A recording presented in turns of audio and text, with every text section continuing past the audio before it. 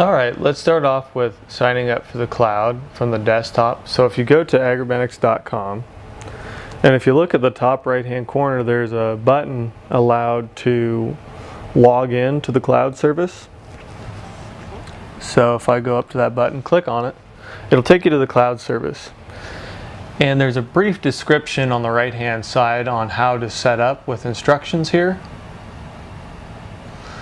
If you look, there's also a couple descriptions here on the Arrow Basic.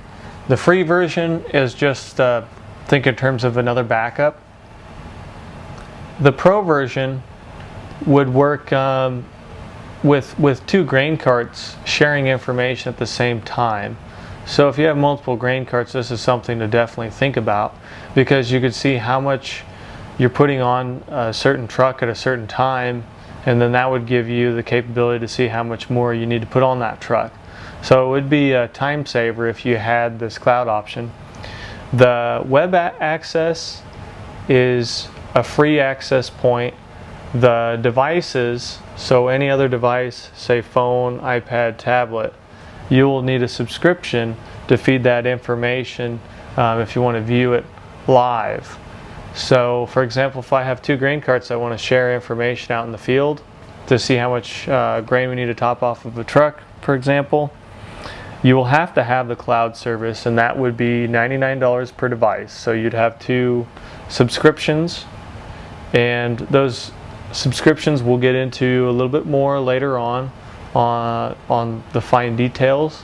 But from here, you'll go ahead and click on the sign in with Google.